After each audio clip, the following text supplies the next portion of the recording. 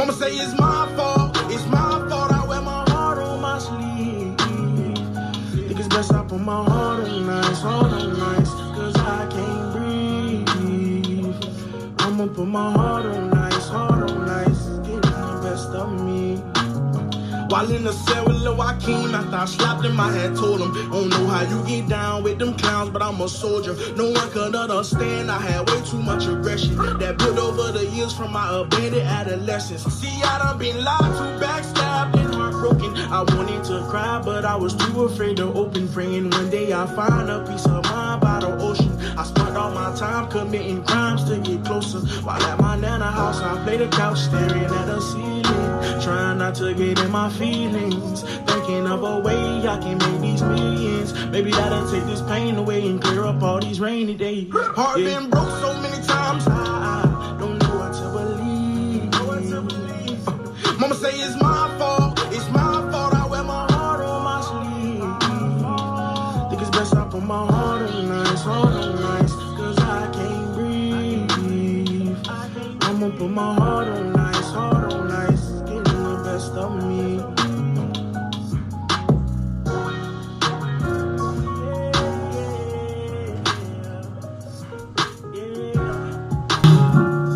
Okay, welcome to another episode of Higher Ground Radio. I'm the host, Ervin Wainwright, in the city of Rockford. I wanted to kind of do a Labor Day special, but I wasn't feeling up to it, so I kind of forewent that and didn't do it. But I'm back today, though, and today we're going to talk about the impact of the mental health culture on the African American community. And I want to talk about a few of the statistics that that's been given. If you want to call me and comment while we're on the show, the phone number is 815-599-2891. Or you can email comments and questions to hgmwc@protonmail.com. That's Higher Ground Mental Wholeness Center at protonmail.com for questions and comments. Or you can call me at 599-2891 while we're live actually doing the show today. If you have any questions, which is fine with me. So to get us started off, we're going to talk about, as I said before, the impact of, or the culture, of African American trauma within the African American community, which I think has been something that we have not really paid closely enough attention to. So let me just rattle off. Now, what I'm going to give you, I got these statistics from the U.S. Department of Health and Human Services of Minority Health. And I do want to caution you once again that these are their statistics and these are not ours, because we don't have a reporting system or service to report the mental health status of African Americans, which I think is important. We need to develop that later on in some of the other shows. We'll talk about moving towards a more viable revolution where I discuss issues such as this. But for right now, I'm going to use their statistics, and let me just give you what they're telling us right now. As far as we all know that poverty does affect the level of mental health status or mental health in a particular community. And according to these stats, African Americans who live below the poverty level line, as compared to those of other peoples or other groups, were twice as likely to report psychological distress than any other group of people in this country. That's kind of interesting that they would say we're likely to twice as much report psychological distress. And again, I'm just going to keep it real with you. I used post-traumatic slave syndrome as my basis. And when we go back to what Dr. Joy DeGruy had to say, Evan Posana had to say, and even Dr. Greer, as far back as the 60s with his book, Black Rage, we can begin to understand the picture that has been painted of our mental health and why it's been painted. So I use that, as my backdrop. So I'm not surprised that according to U.S. standards, we were twice as more likely to report some kind of mental distress. I'm not surprised by that at all. Let me see here. And these stats I'm going to give you, they actually go back to 2017. And suicide in 2017 was the second leading cause of death for African Americans ages 15 to 24. The death rate for African American men was more than 4 times greater than for African American women. The overall suicide rate for African Americans is 60% lower than that of non-Hispanics or the pale population. African American females grades 9 to 12 were 7% more likely to attempt suicide in 2017 as compared to non-Hispanic pale females of the same age. A report from the U.S. Surgeon General found that from 1980 till 1985, the suicide rate among African American ages 10 to 14 increased 233%, as compared to 120% of non-Hispanic or pale individuals. Now, this is a sidebar, and then I wonder why they keep saying Hispanic and pale. I don't get that. But anyway, so our suicide rate, according to the national statistics, has increased exponentially within the last 25 years. And from 1985 to 1995, it increased 233%. Let's do the math. From 95 to the year 2020, that's 15 years. So if we had 10 years of an increase of 233%, imagine what the increase is in 2020. I'm going to just off the top of my head predict that we would probably, according to these statistics, our suicide rate among African American male female is probably quadrupled to about 266% point. So the rates or the statistics here are extremely alarming for us today as an African American people. So let's do a breakdown of that, though. Okay, let's talk about the serious psychological distress in the past 30 days. Let's just kind of make it, within scope. This is for the last 30 days between the African American, or just let's say the age group 18 years of age and over. That was actually in 2015, 2016 that we wanted to do the 30 days. But it shows here that there was an increase in serious psychological distress in the past 1.0%. That means when you look at population-wise, if African Americans are considered let's go from 11 to 14% of the entire population in this country, and we have an increase of 1% of serious mental health issues in our community, that means that 10% on a, let's call it a forgiving scale, 10% of the African American community today are experiencing severe or serious psychological distress. Not surprised. Post-traumatic slave syndrome. So I'm not surprised by that. So, oh shit! Fuck! I was thinking about some other things, and that's why I kind of made that comment, because I want you to stop and think,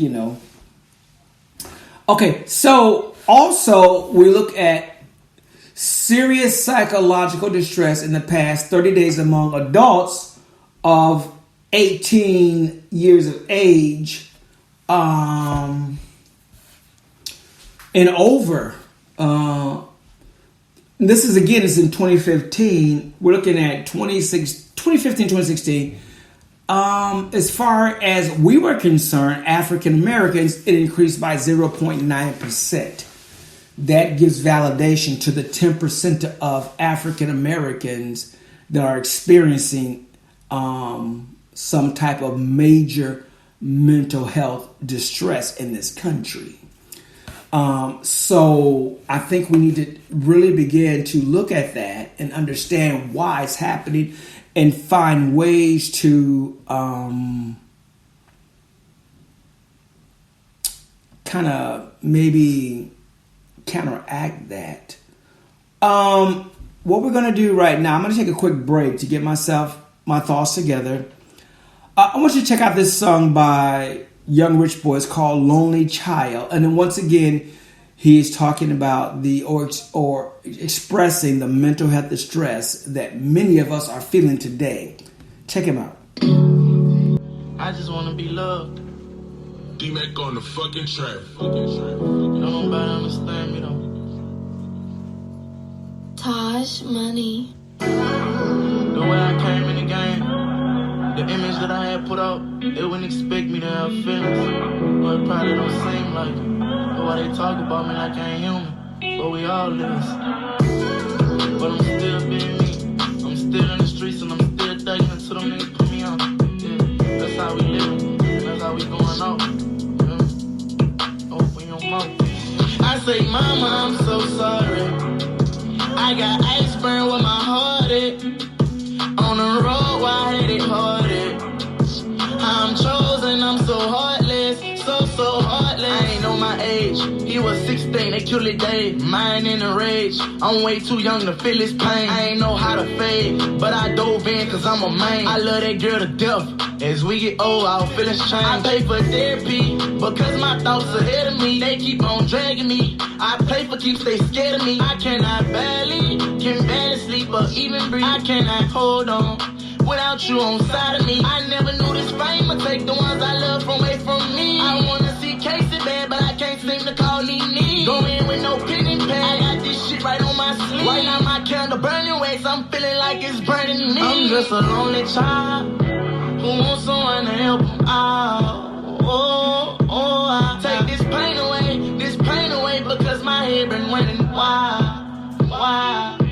I fell in love with Kaylin without even knowing this bitch that snake. I'm missing Yaya daily, the one who don't make me feel base. Happiness I'm chasing, while killers behind me trying to blank. You don't know what I'm feeling or what I'm thinking, and you can't try. I miss my fucking dad. I've been calling Montana my father. Times been getting harder. I came from that, now bitch I'm raw. I call Monique my mama, but Lord knows I need Sharonda. I don't need no commas. I'm feeling like I'm going on. My papa getting old, and once he gone, I'm on my own. Right now I'm all alone. I pray that grandma keep me strong. Can't even leave my home. My bracelet beeping, plus I'm down. I just won't be gone. My son straight, my money long. Tell me what you feeling. I hope that I can help you out. My youngest in that north. I pray that y'all gon' make it out. These bitches coming round, and they don't even like my song. I burn up the town before them niggas bust my dome. I wish that I could hear them say what up, little brother, one more time. We killing shit and plus we dying. I'm gon' go out behind my brother. Fuck this charge, I slain it I.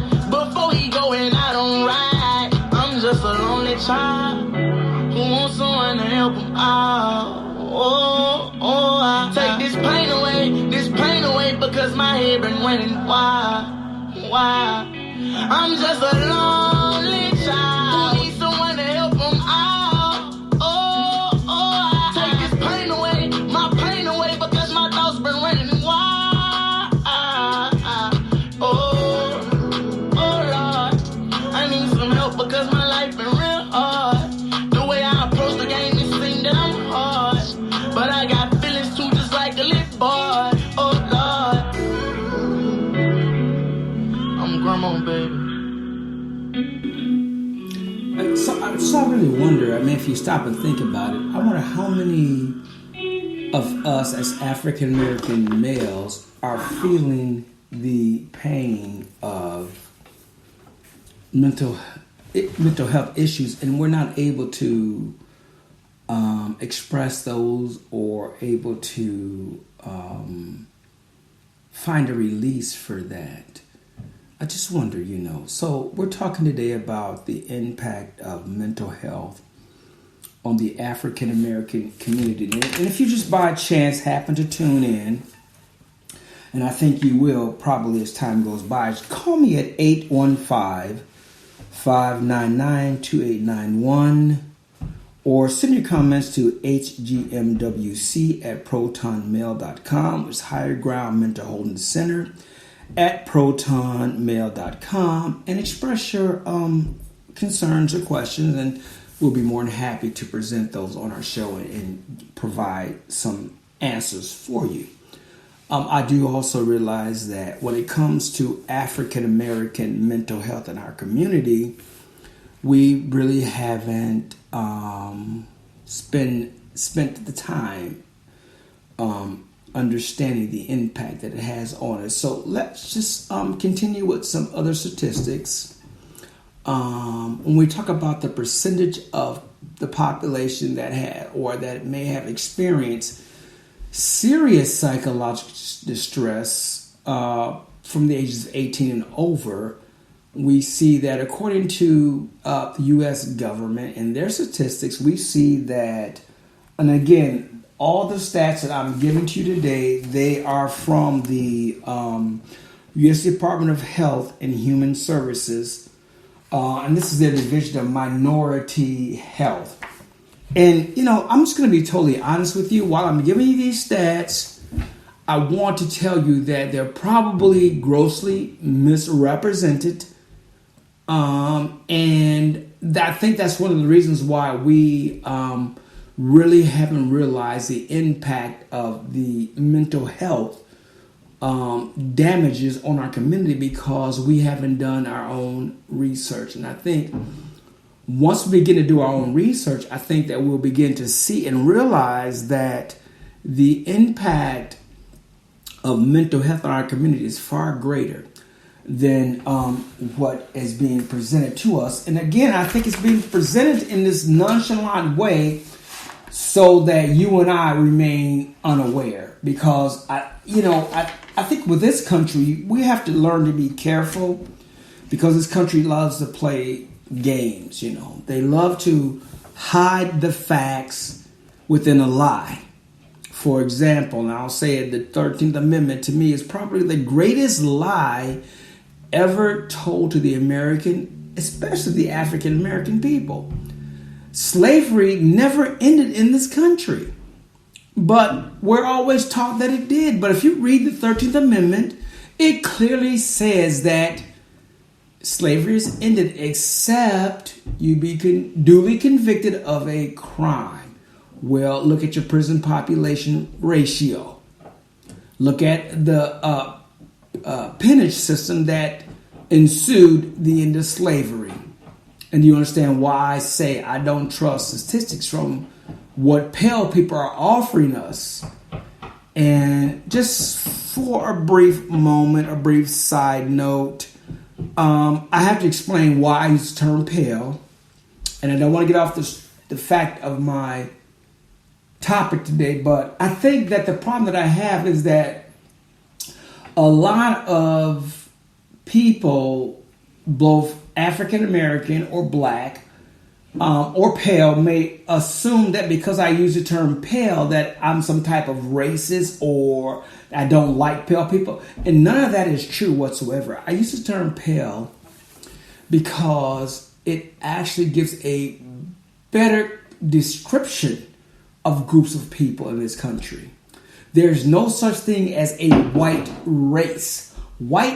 A white race does not exist, because we're not talking about color when we say white. We're talking about an attitude. And then no race of people are white in this country. We're either black, brown, yellow, or pale, period. Because when we talk about white, we're talking about a particular character. Fair, honest, square dealing. Well, I'm sorry, but among all the groups of people in this country, we have shysters. Among the black race, there are shysters. Among the yellow race, there are shysters. Among the brown race, there are shysters. And among the pale race, there are shysters / extreme racist. And we have to be able to identify that in order to have a better psychological understanding of why things are the way they are. And so when I say pale, no, I don't mean that in a derogatory sense. I mean that in a more proper descriptive sense of groups of people, okay? So I had to put that out there because I don't want to be labeled as some kind of black racist, black nationalist, because the truth be told, I'll just be honest with you. I think that among groups of people, whether you black, brown, yellow, pale, I think that we all have contributed to the advancement of humanity greatly. And I think that all groups of people should be acknowledged for that.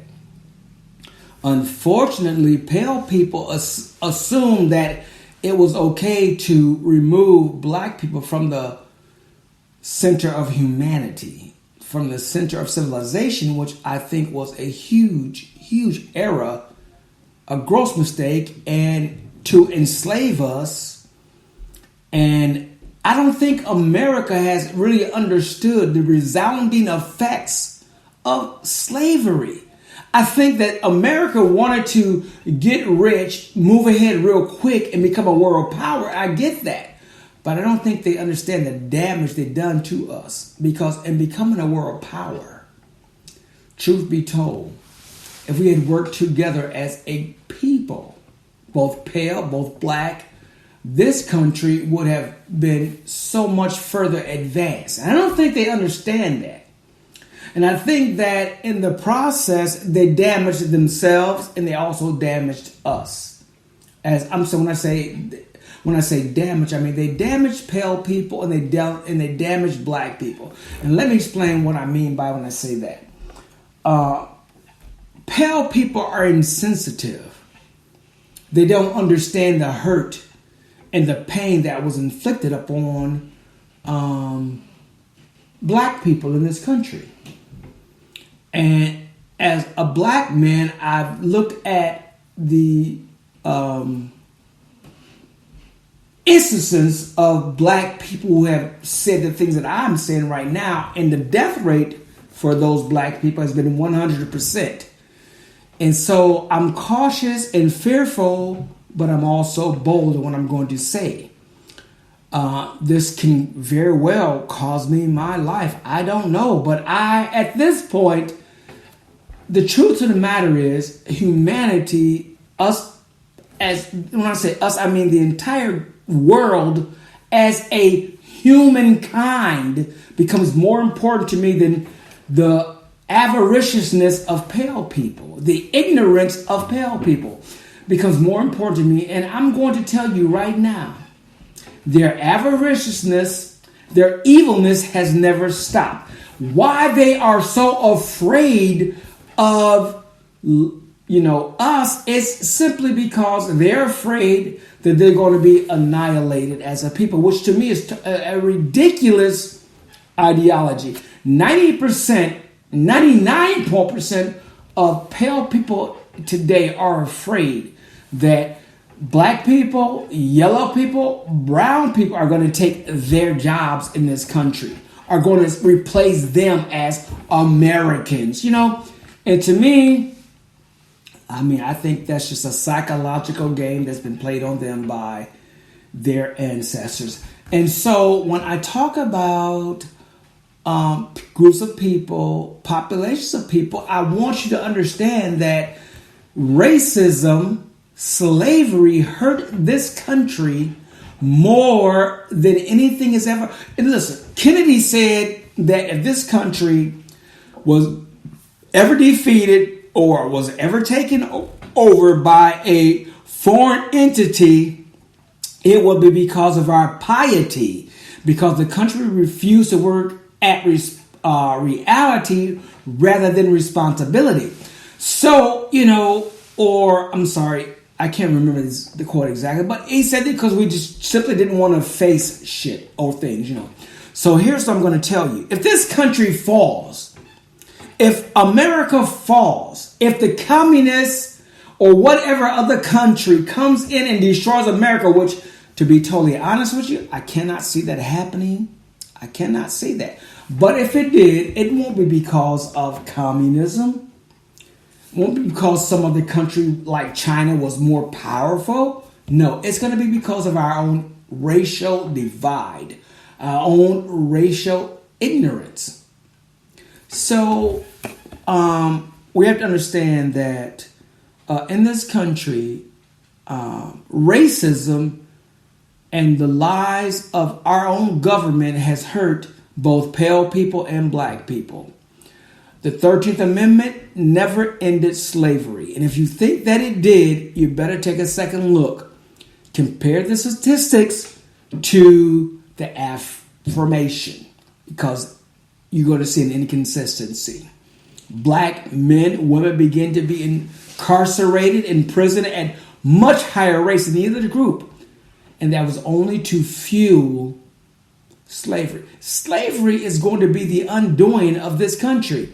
And I'm going to send this staunch warning to any other group of people. Africa is aware of what you've done to them.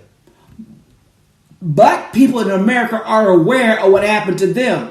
And together, Africa and Black America, we won't stand for it. You can try, but I know that the brother and sister in Africa are far more advanced intellectually than any other group of people on this planet. I know that for a fact. Try what you want. But when Africa wakes up, when Africa comes out of its sleep,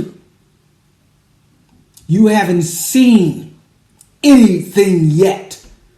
Black folks in America, wake up and join with our brothers and sisters in Africa. You will see a totally different dynamic of society.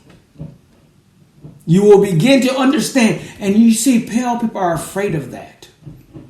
And they're destroying us because of that. But once you people wake up and see, and once Africa wakes up, get out of the clutches of colonialism and racial domination, which America is the main reason why we're there today. America, you're right to worry, but I want America to know, don't worry, because you did one thing. You did one thing that was great. You brought Africans to this country, and you did that in the wrong way. You enslaved us, you tortured us, you raped us, you beat us, but you brought us here. And because you done that, you intermingle with our blood.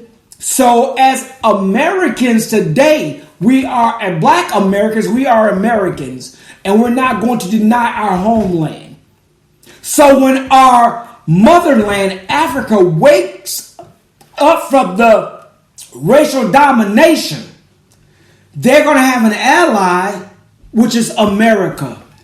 America and Africa is going to make the world a safe place for everybody and all people to live. But America has to first stop fighting against Africa. America, you know what? We have blood ties.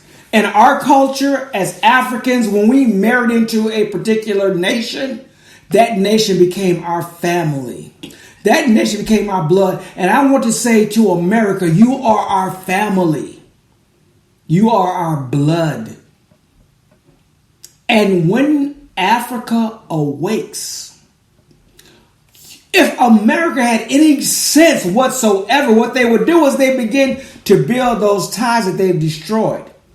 America, I'm going to tell you up front, and I won't sugarcoat it, slavery was wrong. What you did to us was wrong. And you can't change that. And we can't change that. We can heal from it, though. And that's what this is all about. It's about healing. Heal Black America so that we can become a truly united America. And once we become a truly united America, we can unite Africa, and all those other peoples can get the hell out of Africa or take a different role in Africa, because at this point, you, American Africa, will become one. And I think in the greater schemes of things, that should have been the plan. But your avaricious, criminally insane forefathers couldn't understand or see that. And so they sort of fucked things up for us. But listen, in America today, I'm appealing to all pale people in the United States of America, even at the government level. Donald Trump, fuck him. Get his ass out of our fucking way. People like Trump, Boehner, which, thank God, I don't know where the fuck he's at anymore.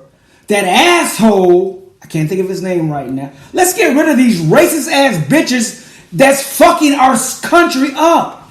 Listen, America, we as a people have a lot to lose and a lot to gain, but we've got to get rid of racism. We got to get rid of these racist ass son of a bitches. And they're going to kill me for what I'm telling you today. You won't hear me no more. They're going to probably try and kill me. But these fucking racist ass, pale ass sons of bitches who helped found this great country, we got to get them out of the way because they were fucked up in their thinking. And let me explain why I said that. Because in today's America, you got to understand that pale people and black people can work together and create a dynamic world power that will go on without hurting, without killing anybody. People, we don't have to bomb third world countries for our safety. We can stop all of that. Drones and bullshit, we can stop that. We can actually teach the world how to live together as one if only Black America was allowed its rightful place back into humanity. Pale people, you have got to stop. You've got to tell your ancestors you were wrong. You've got to admit that every single, and I'm going to say this, every single American company founded in the 1800s that continues today are become economical powerhouses, owe pale people. Owe black people for their advancement, and give back to us what we've given to you so we can become one and unite.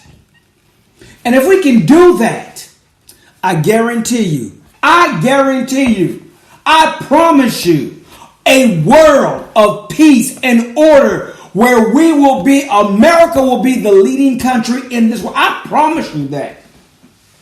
But if we don't stop and see the damage we've already done, then I'm sorry, we're going to fail miserably. But I want pale people to understand that we're going to continue because we are resilient. I'm going to take a break and I'm going to get back to those stats. Check out this song.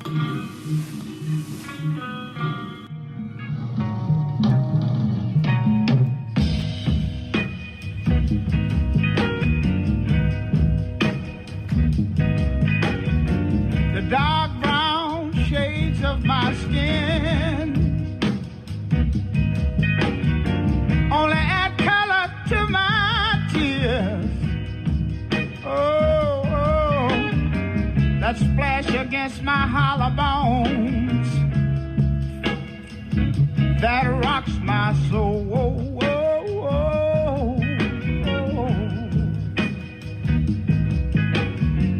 Looking back over my false dreams that I once knew,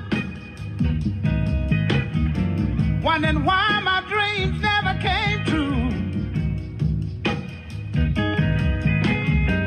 Is it because I'm black? Somebody tell me, what can I do? Oh, Lord. Oh, something is holding me back. Is Is it because I'm black? Yeah.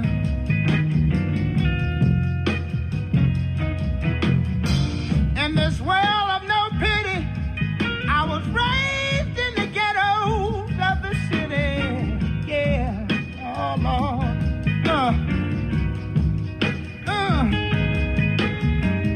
Mama, she worked so hard to earn every penny. Yeah. Oh, Lord. Something is holding me back. Is it because I'm black?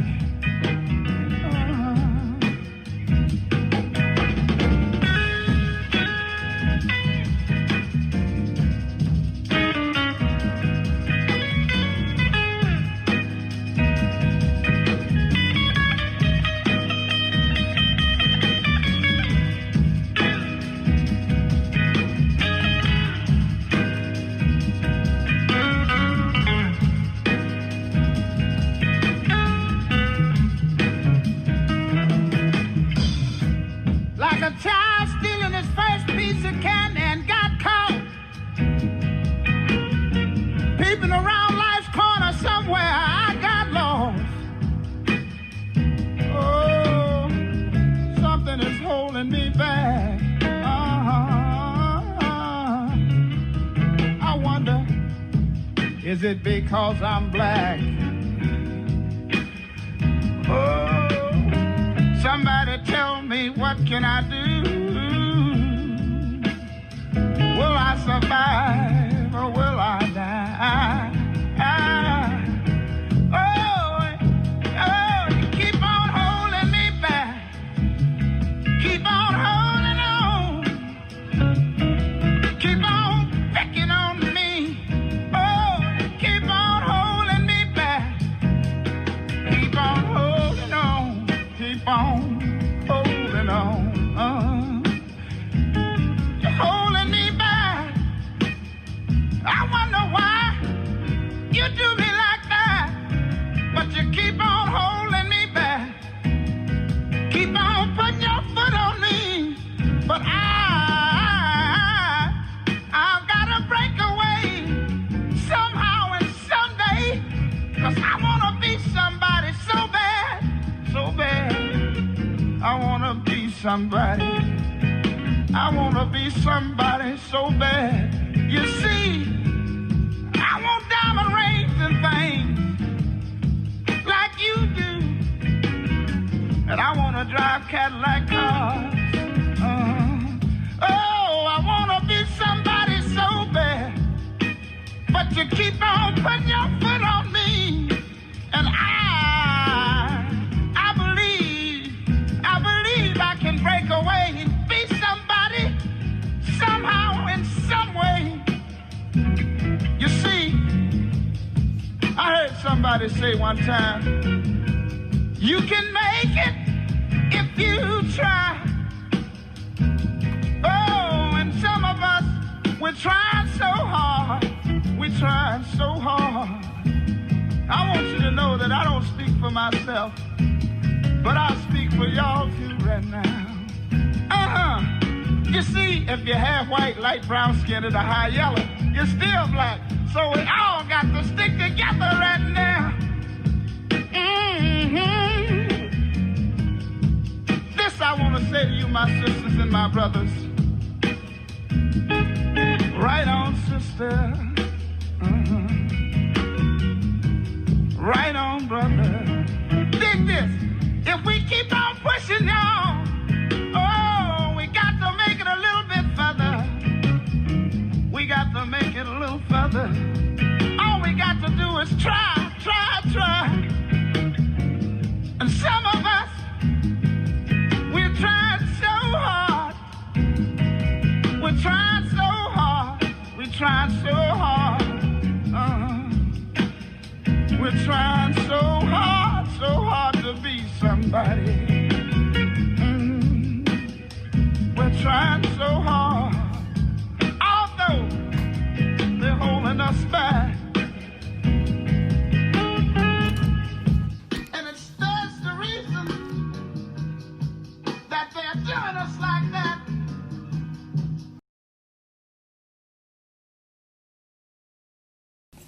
Okay, thank you so much. That was Sly Johnson. Is it because I'm black?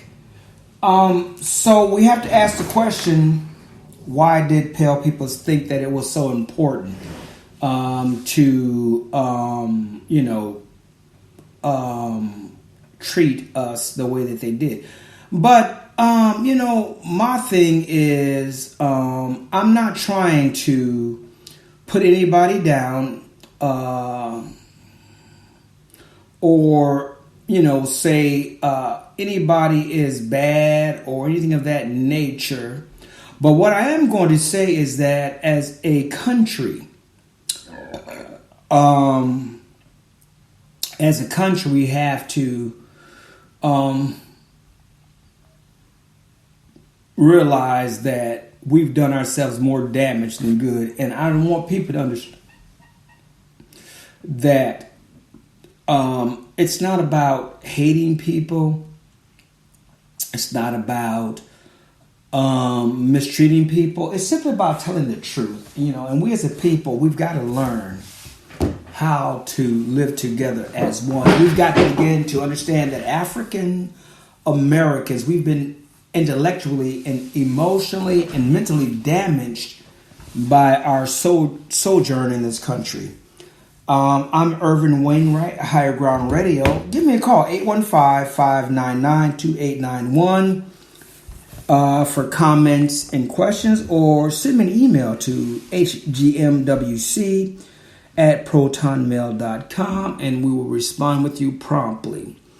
We're talking about the impact of mental health issues on the African American community. So let's just continue on as we look at some of the stats given by the Department of Health and Human Services from the Office of Mental Health in this country.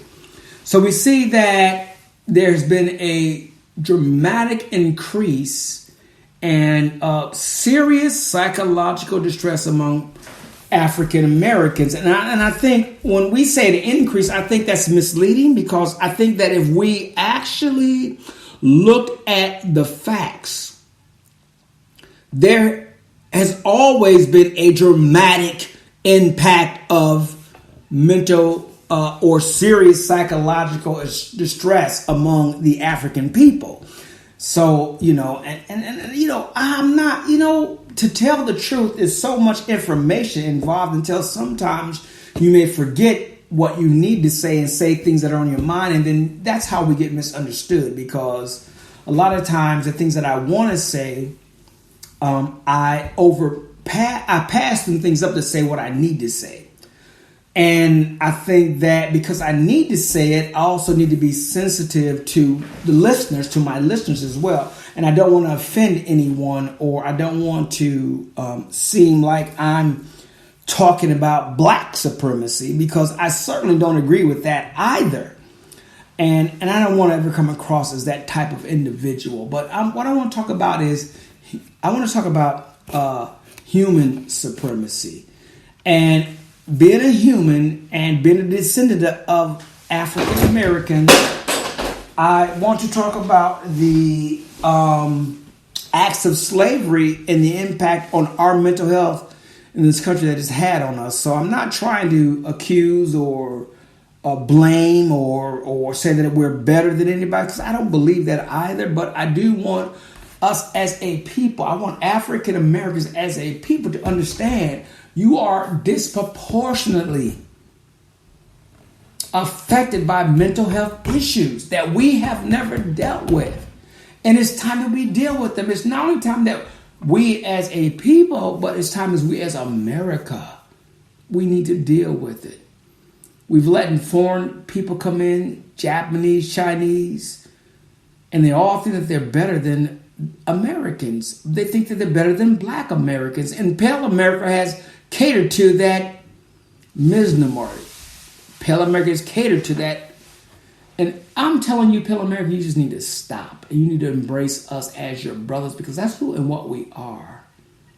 You and I, we truly are the same.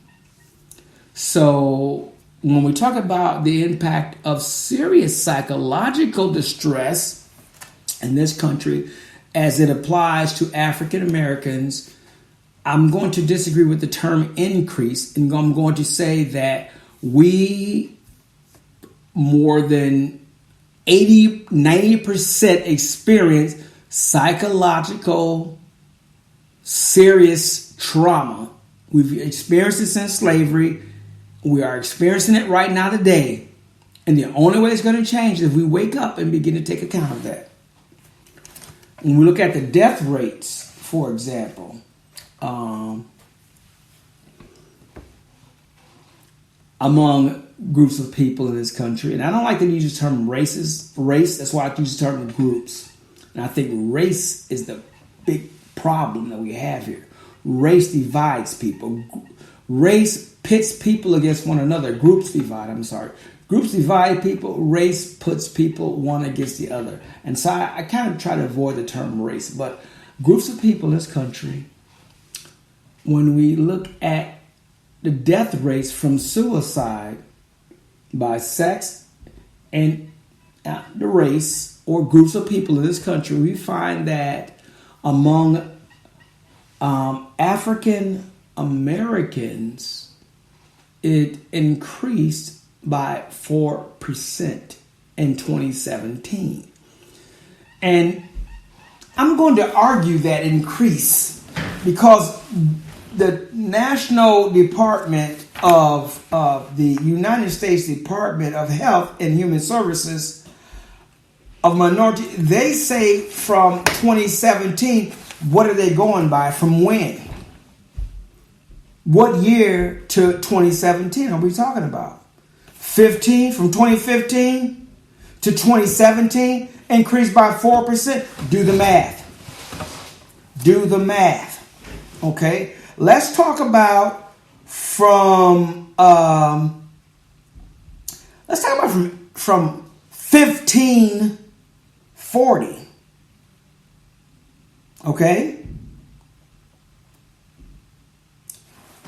Let's talk about from 1540 till 2017, and we'll see that the rate of suicide of African Americans increased 616%. And you may not understand that in mathematical terms, but when you look at us as being 14% of 11 to 14% of the American population, but we're at 616%. Do the math. That means half of us are killing ourselves today in this country. That's the reality of it. That's the reality of the impact of mental illness on African Americans in this country. Half of us are killing ourselves. The other half, or the other 25% of us, we're killing one another, which leaves only 1/4% of us functioning in this country today. And you wonder why we lack any type of power. Do the math. No economical, no power in this country, no medical power, no food industry power, because half of us are committing suicide. And the other half of us, or not the other half, I'm sorry, another 1/4 of us are so mentally distressed that we're killing one another. And you wonder why Black America is in distress. Pale America will say to you, oh, it's just who they are, and not take any responsibility for the evilness. And this is why we cannot trust them to understand and diagnose our mental illness, because they are insensitive. They don't care. Because they've been damaged by their ancestors who taught them not to love, not to care about us. And they don't today. And this is one reason why I am strongly against pale people counseling Black people. I don't think they can do that. I honestly don't. Because I don't think they understand the pain, the torment that we've experienced so long in this country. So when we look at that situation, we have to understand that we are a divided people in this country, and we need to rectify that. And the only way we can rectify that is begin to heal the African American population in this country. And the only way that population at this point is going to be healed is if black people begin to heal themselves. Because evidently, pale people, they're afraid, they are scared, they don't want to lose their comfortness. They don't want to lose that advantage that they have over us. They're afraid to lose that, which is a shame, because they wouldn't have it if it wasn't for us. And I know a lot of you out here saying, well, slavery is so long ago. Why is he still harping about slavery?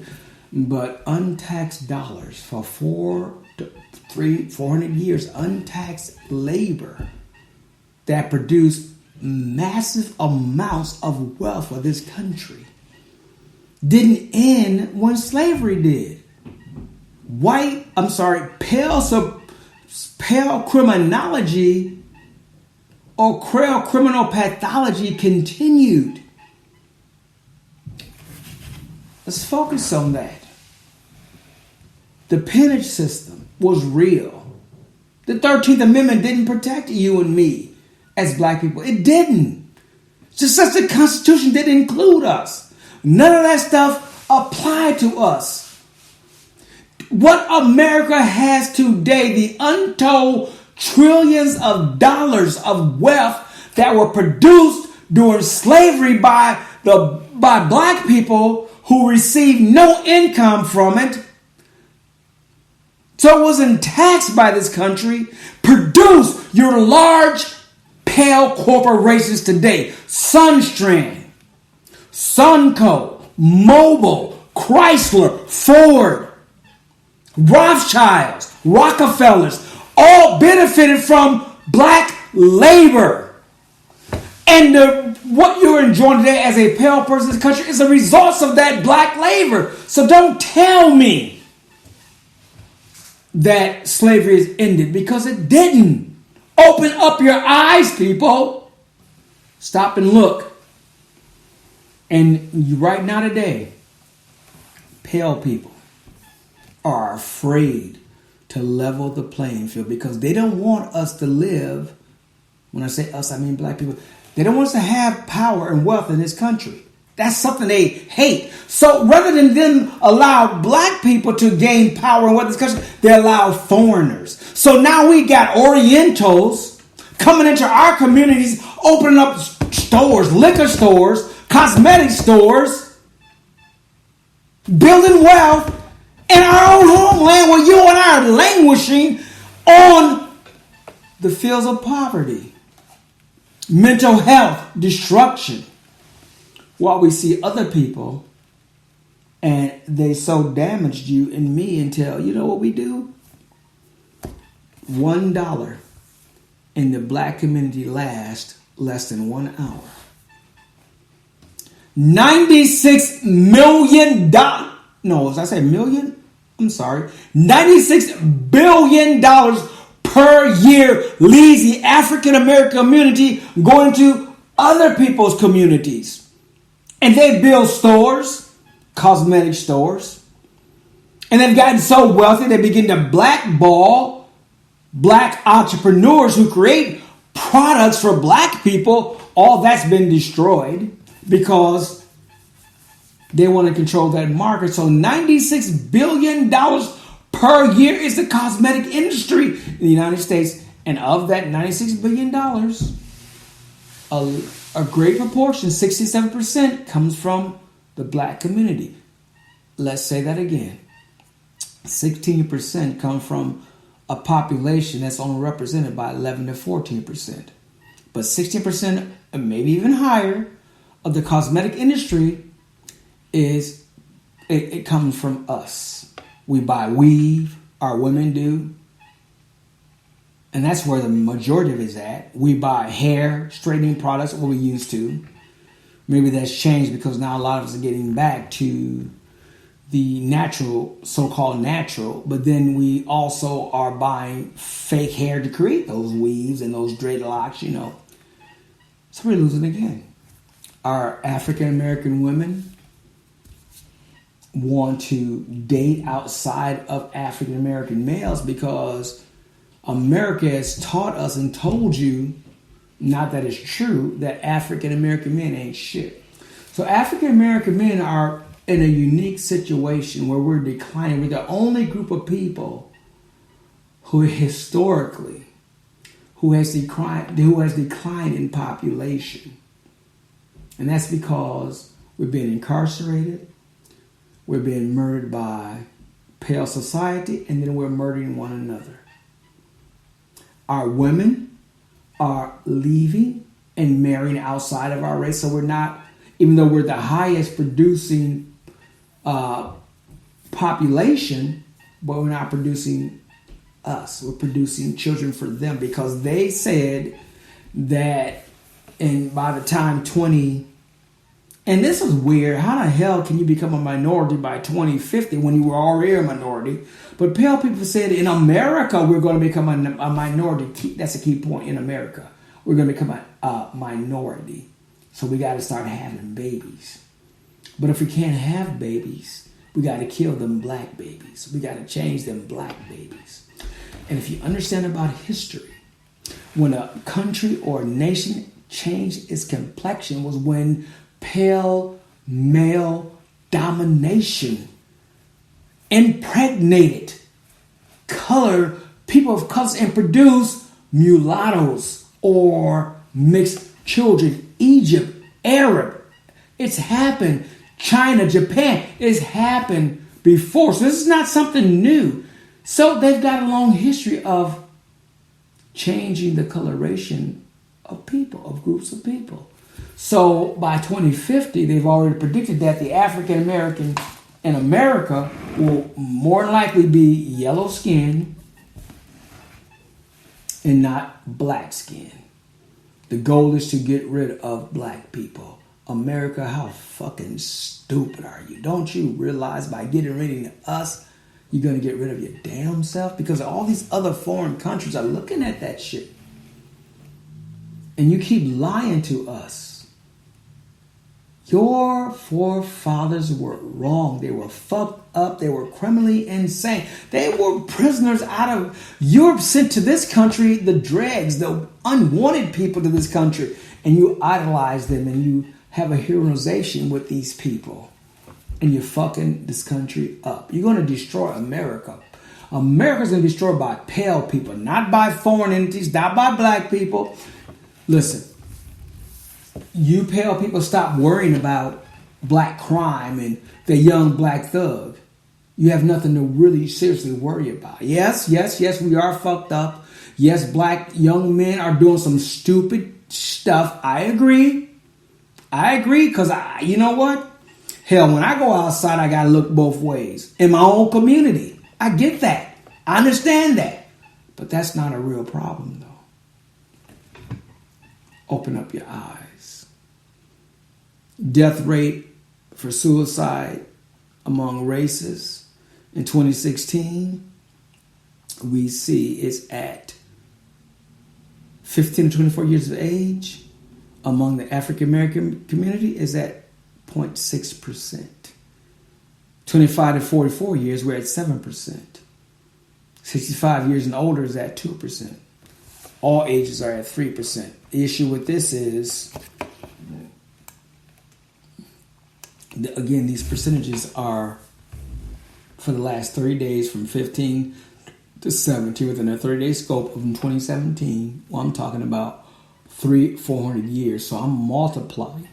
I'm doing the math and I'm letting you know that as a people, as a black people, we are mentally in trouble. We are mentally in distress. And if we don't begin to deal with our mental health issues, then we're going to allow other peoples and pale peoples to continue to dominate us.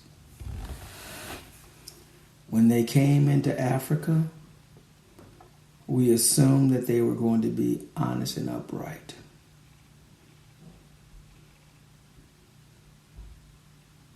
They wasn't.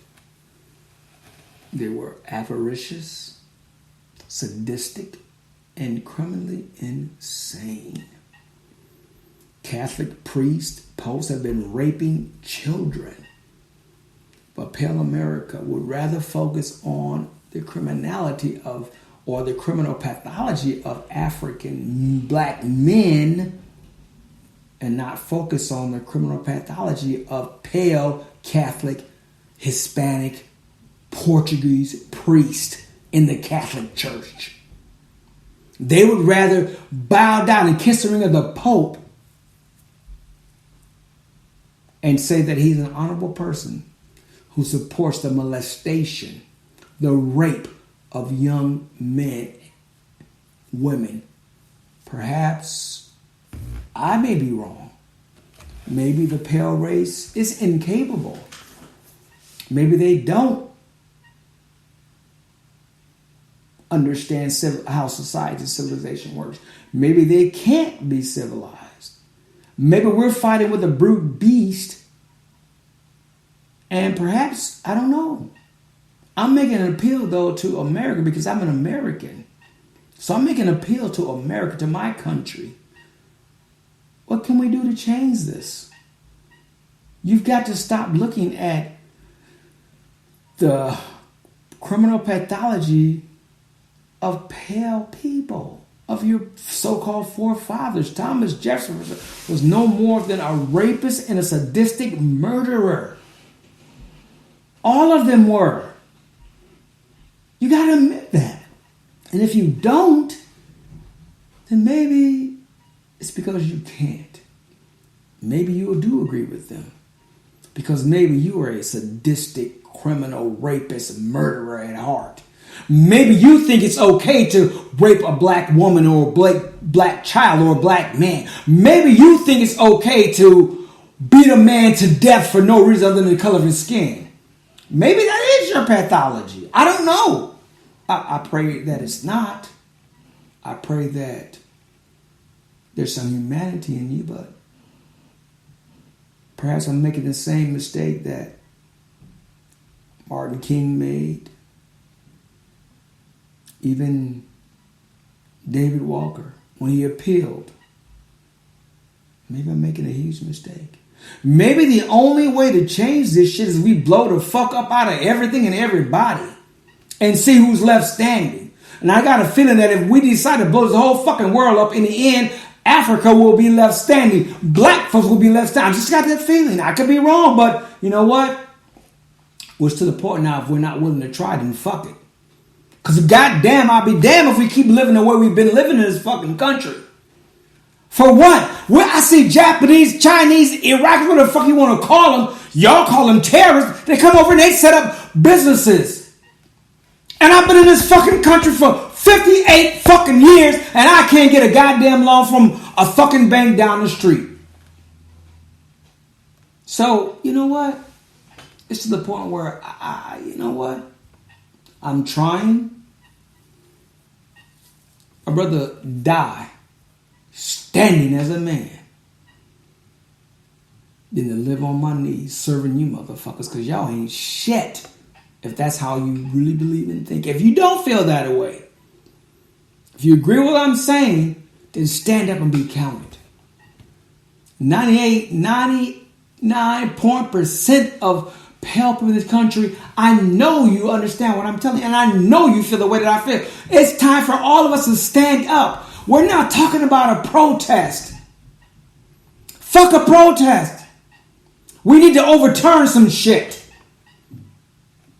And you need to start with the United States government. Okay, I'm crossing the line. They'll put a hit out on me tomorrow, but I don't give a fuck. They've already done whatever they could do to me. I haven't had a life since I've been in this fucking country. I'm intelligent. I'm hardworking. I'm honest. And I haven't had a fucking life. And what I found out for black people, black men especially, one mistake, because of the 13th Amendment, you become a fucking slave again. I made one mistake in 2017. I haven't been able to find a job. It's 2020. Can't find a job. It's not a felony. It's a misdemeanor, but because of the nature of the charge, which I should never have been charged with it in the first place, but me being ignorant of this society, pale society, I should say, and the little tricks to keep me down, I fell for the okie doke. And it's been 3 years. And an intelligent man, hardworking man, an honest man can't find a decent job because the United States government is trying to keep black people in a state of servitude. And I talk about these things because when I talk about the mental health of African Americans, we got to understand that we've got to address it clinically. We've got to address it socially. We have to. Otherwise, if things for us don't change socially, then the clinical aspect is only going to be putting a Band-Aid on a wound. I'm hurt. I'm in distress mentally. And 90% of my pain and my hurt, I know it's because I'm black. I've been through so much racism in this country, and you cannot tell me. I've tried it all. I've tried to put on the smiley face, the shoe shine, the tap and dance too. I've tried to present myself as a docile black man who's not out to hurt or who's against anybody. And I'm really not. And I've tried to present that as but I can't disagree with you. I can't get loud. I can't say, no, that's not the right way. Or I can't say, no, you're hurting people. Because then my morality is overshadowed by my blackness. And then I become a threat.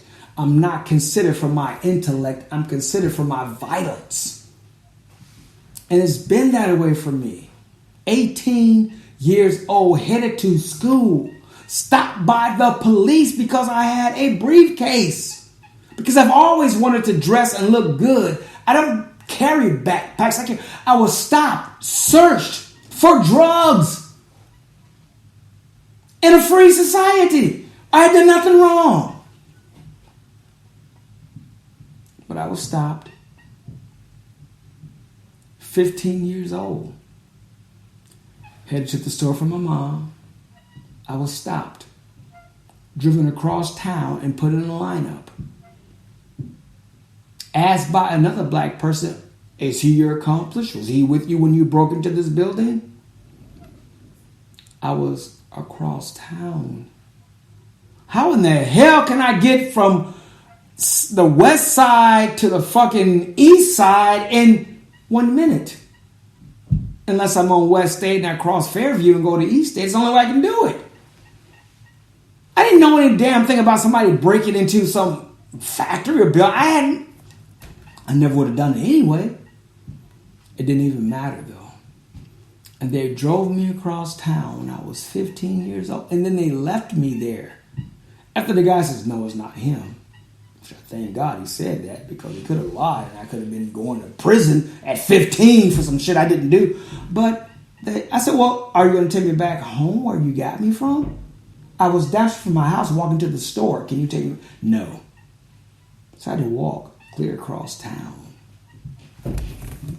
You want to tell me about the fucking drama that I experienced in Pale America? You can go to hell, because I live this shit every day. I work right now, and my work is second guessing. You know what? And I'm more intelligent than every motherfucker in that goddamn building right now. The way they do shit is backwards and ass out and wrong. And I could say, you know what? Let's do it like this, and it'd be more efficient, more effective. But I won't.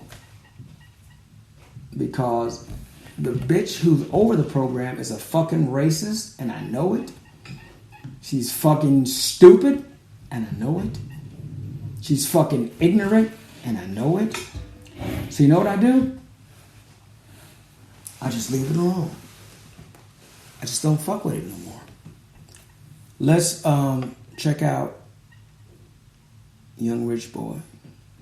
again, I was blind when they crossed me. And I used to think about, when I played this song, at first I used to think about black folks crossing me, but even though he's talking about relationships and what they did wrong to him, but I want you to think about how many times in America, as a black person, you were crossed because you were blind and you trusted America. And this shit happened to you. I was blind when they crossed me. Do you think I can make them like feel me on this song like without saying too much?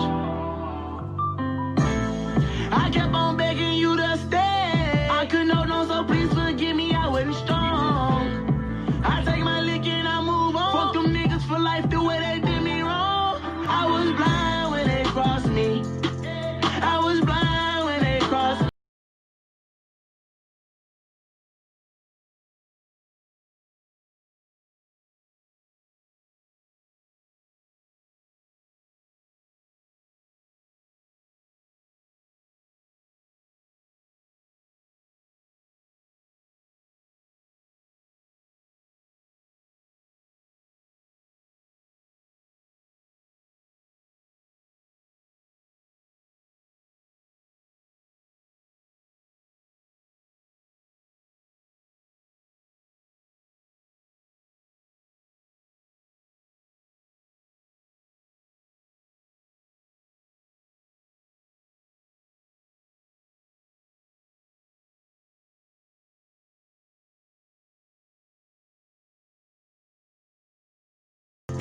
I was blind when they crossed me.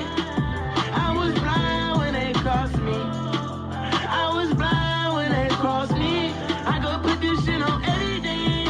I ain't came out the back door. For this shit, man, I was struggling for so long. But every day protect myself and so they fucking poor. I'm on my business, I'm not like these niggas, all these hoes. I know no name, I throw them beans. I tell this shawty, come be on a winning team, please. I told that bitch she best believe. I told that buzz fucking Trey, I told that bitch.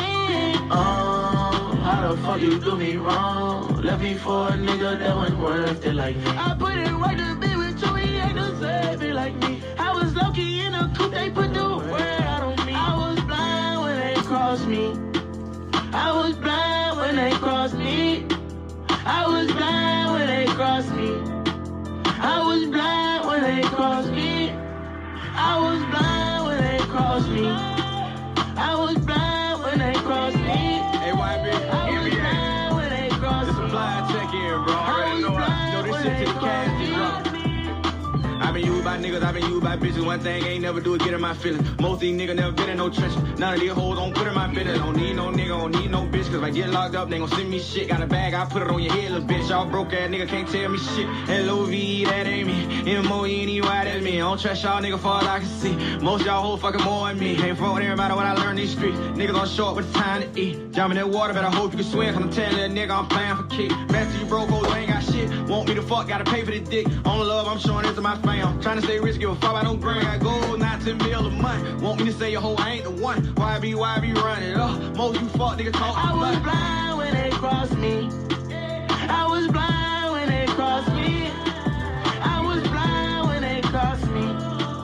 I was blind when they crossed me. I'm in that bed again. I just went top speed. I should've knew they would cross me. They sit around talk about me. We carry Draco that chop trees. Yeah. I get that bag and I put it on cause I know ain't shit free. We was in love, I kept her put up. I know she missed me. She ride that dick like a 10 speed. I'm with the gang, I can't switch teams. No more hand cause I wear 80 pieces. Take on my watch, let my wrist breathe. We been getting money and we been thugging since we was young boys. Now look at me, I just bought a phone and say I'm a young boy. Go to my shows with them drunk boy. My youngin' that shoot up for fun. The graffiti fat and I'm keeping my gun. And this how we living, we come from the slum. Now when the police pull up, we don't run. Young rich nigga do what we want. Private jet, so I'm sending them from. Yeah. How could you cross me? How could you cross me? How could you cross me? How could you cross me? How could you cross me? How could you cross me? How could you cross me? How could you cross me? I was blind when they crossed me. I was blind when they crossed me. I was blind when they crossed me. I was blind when they crossed me. I was blind when they crossed me. I was blind when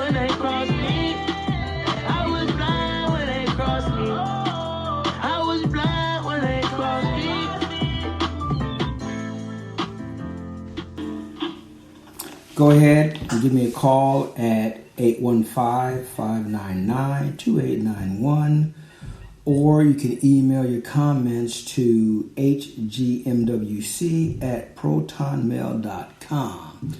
Ervin Wainwright, Higher Ground Radio.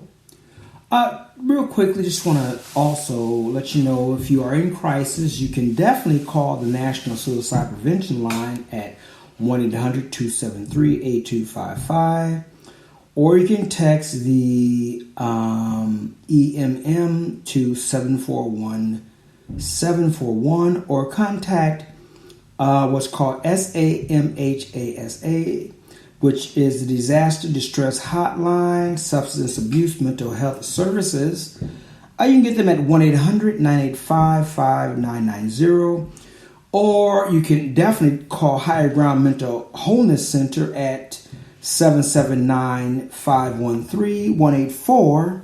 You can talk or text to connect with a trained crisis counselor. So my goal here at Higher Ground Mental Wholeness Center is to provide mental health services and to increase mental health awareness in the African American community, which is grossly underserved. And the weeks to come, we'll have interesting guests who can give and provide insight to a lot of the situations, conditions of African Americans, and we'll talk about social issues as well as mental issues. So, continuing just some statistics of the impact of mental health in the African American community. Now, I've talked about the death rates of 15 to 24 and also over 65 years of age. But one thing I want to key on is our youth today. And that's very important because as it stands right now, our youth are steadily increasing in committing suicide. That's both among male and female. Although we are committing it less statistically today than other groups of people, we have historically committed it more than any other group of people, and we are continuing that today. See, we have to get away from the trickery of statistics in America. Our young people, they are committing suicide, both male and female, at astronomical rates. I remember when I worked for the Regional Office of Education. I never forget it. I won't say anything because I don't want to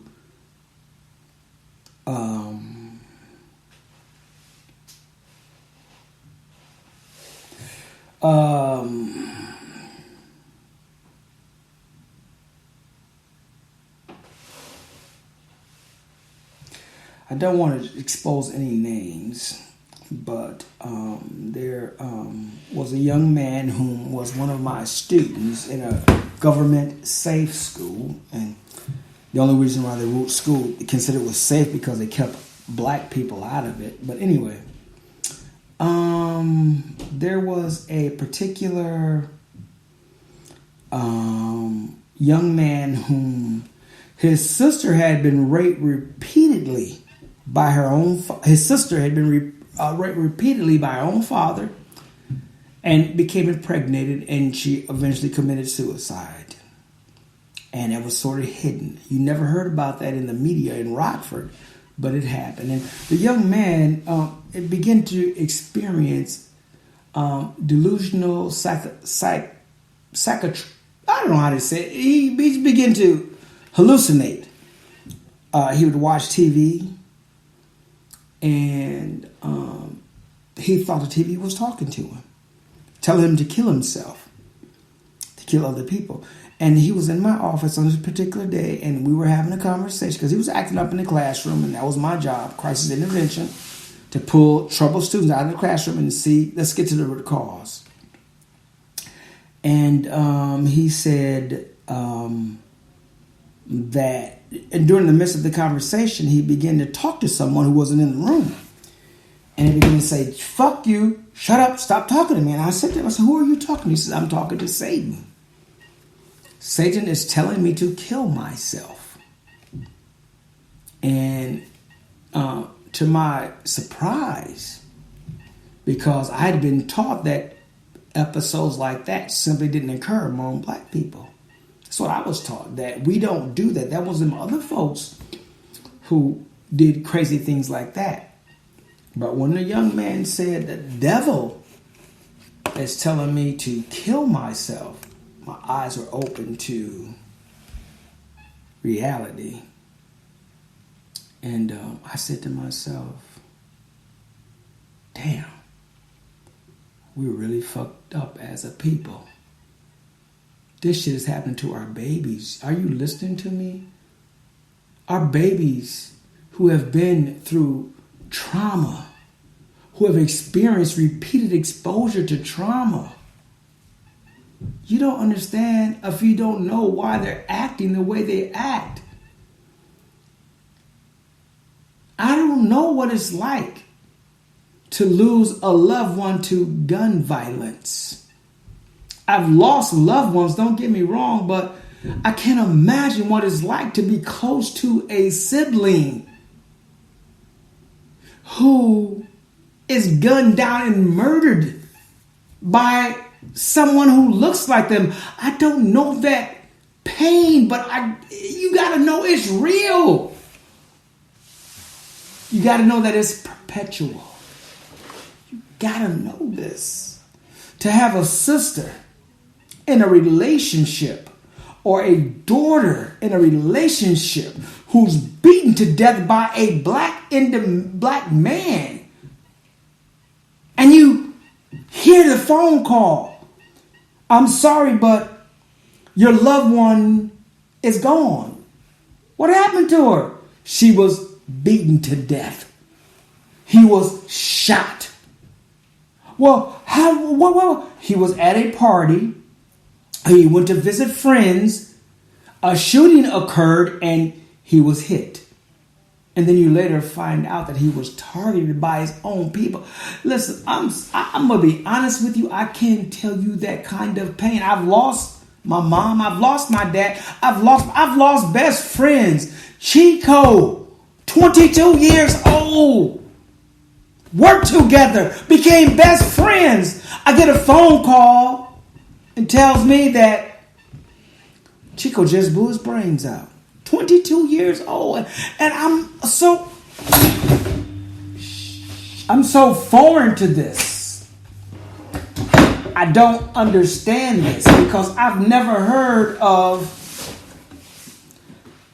black people killing themselves. I didn't even think that was real. Because I was taught that we were strong. We don't have psychological issues like the other people do.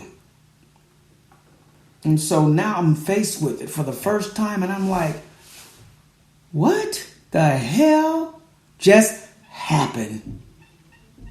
Reality sets in its slow motion and I can't grasp. But then I internalize that anger. I internalize that pain.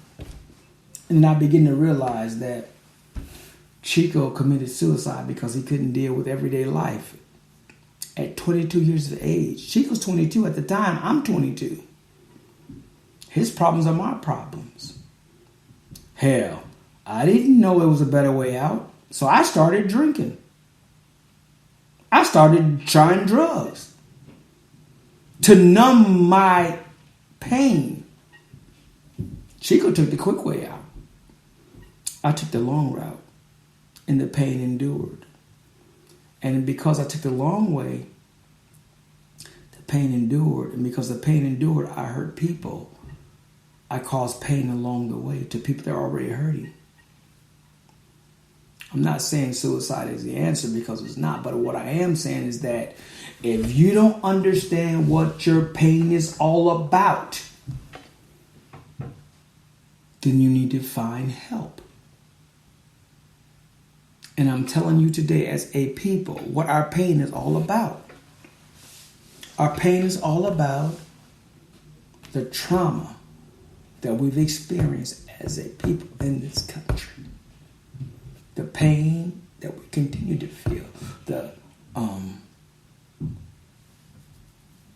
the feelings of being treated lower or not worthy, or being treated differently on our jobs, hasn't changed. That pain is still there. I don't give a damn.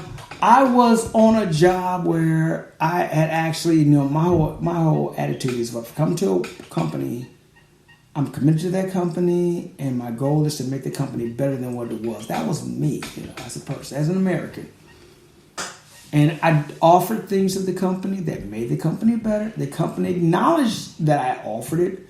Well, I was never given any type of reward, but in staff meeting, they said, Ervin did this, Ervin did that, so we're going to use blah, blah, but I was never compensated for it. And then I was accused of some stuff that I had never done, and then I was terminated. And we experience that all the time as black men and black women in this country. We believe the American dream. We believe the American scheme. And we dedicate our lives to it. We do. We're faithful to it. We get laughed at by our own friends because they say to us, they call us Uncle Toms and Aunt Janes, and so we ignore it and we plow on. We continue to be, in our minds, productive. We continue to be good employees. But then in the end, though, we're slighted. Fired for some fictitious reason that never happened. Left out of promotions. Overlooked for serious jobs where we can really lead and direct. And so we're relegated consistently back to the area of servitude. And we become complacent. So we accept menial jobs. We stop trying to educate, and as a result, we don't educate our children. But our children are yet dealing with the traumas that we dealt with. So they grow up uneducated and traumatized.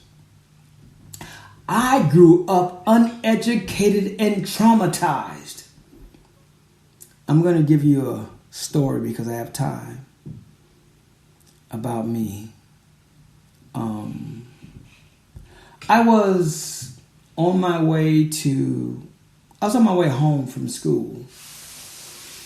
It was raining, and I'd just been in my sociology class. I think it was the 4th grade, and the teacher had talked about societies. And I won't never forget this individual's name was McGinnis.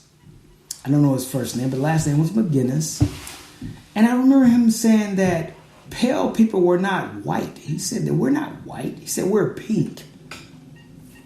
And he talked about the accomplishments of the pale society, how they had brought civilization and had invented and created and so on and so forth, And so I listened. But then when he got to Africa, he said Africa was a dark continent where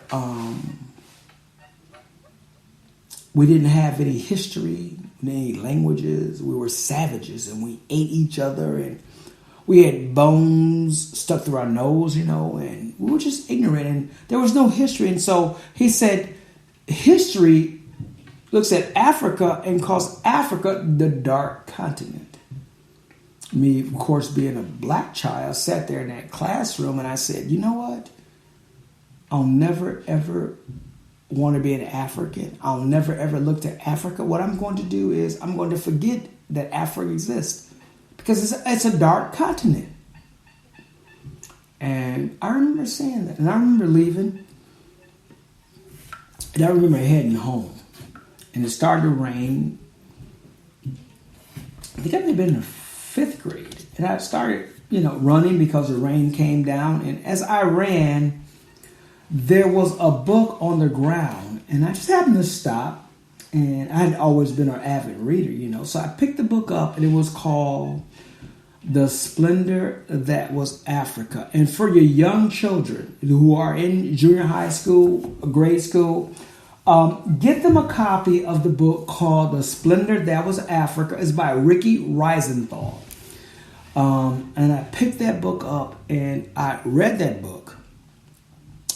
And it completely and totally changed my life. And I'll tell you why. Because in that book, Ricky Rosenthal talked about the splendor that was Africa. And she talked about the great kingdoms of Timbuktu, Ghana, Songhai, Mali, which I had never ever heard of. And she talked about a particular iconic historical figure named Mansa Musa. And in the book, I remembered that they talked about Mansa made a Hajj from, I want to say from Ghana to Mecca. But in this particular Hajj, his warriors, his soldiers' shields were made out of pure gold. The spears were made out of pure gold. The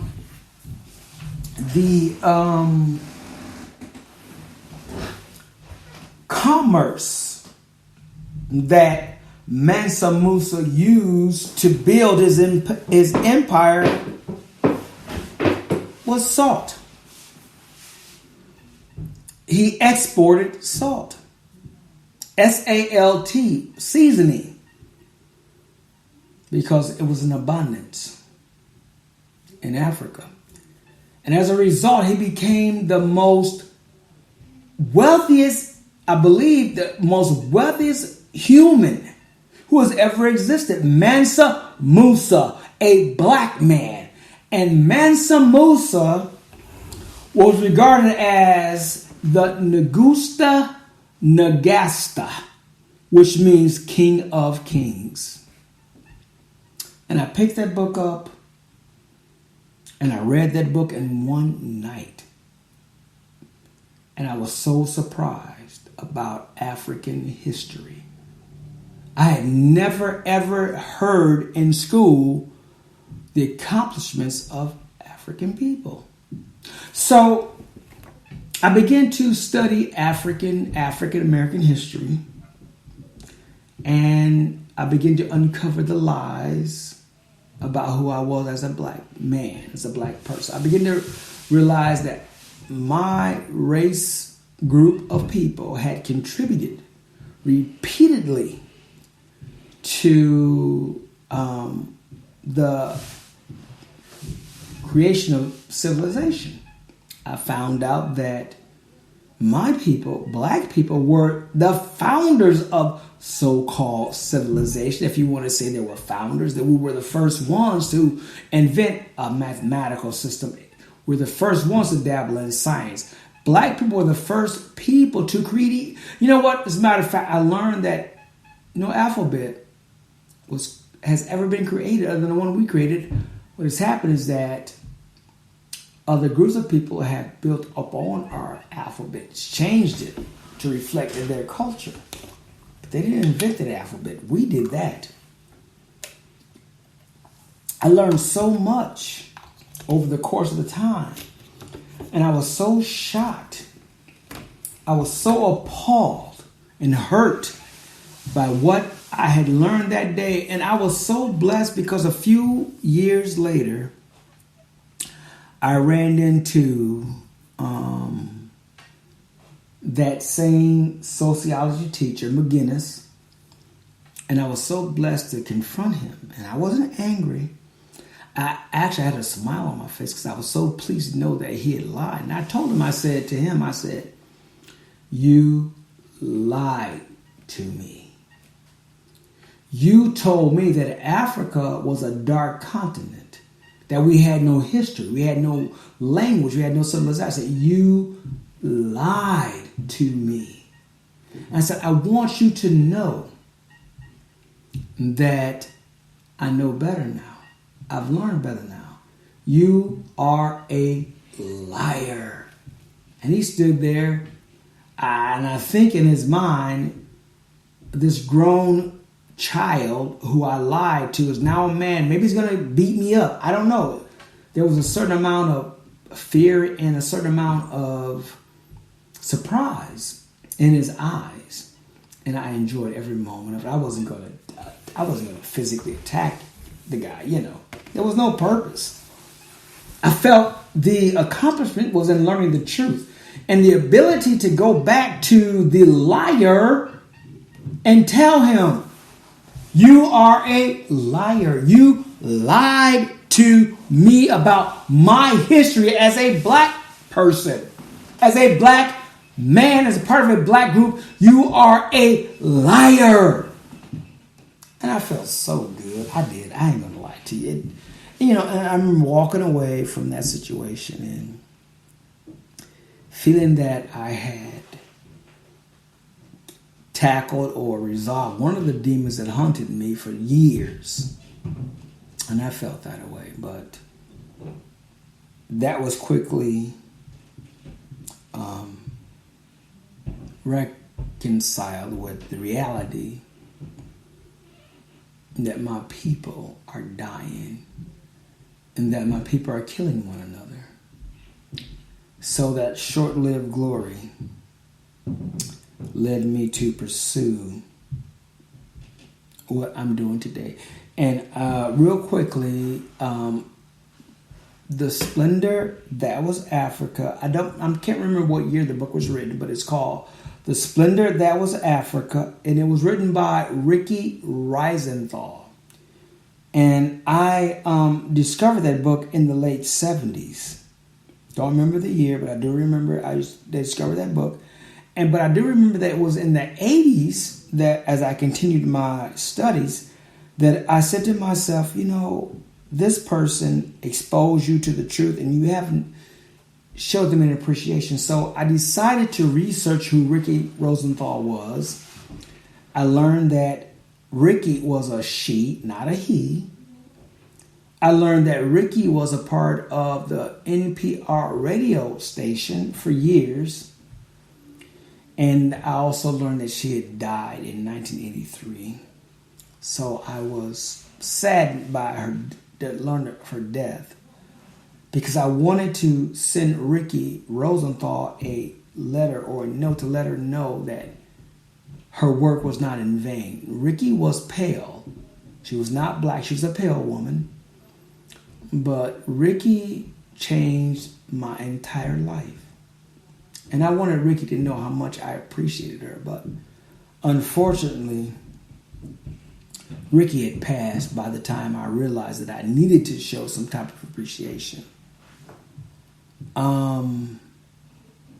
So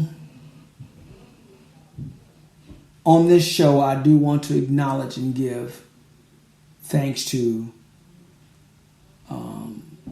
posthumous Ricky Rosenthal,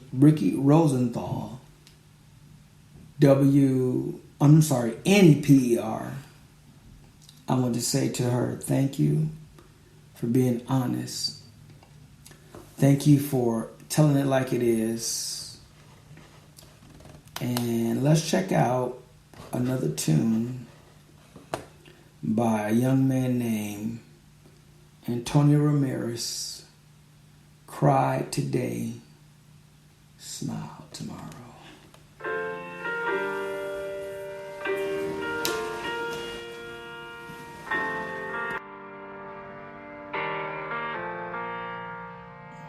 I got problems, and I'll be the first to call them out. Yeah, I get lonely, 'cause lately friends don't stick around. But I keep my hopes up, 'cause that's the one thing I can control. I don't fill my mind with petty lies, I let that go. Don't fill my mind with petty lies, let that go. Oh, the troubles in my life won't bring me down.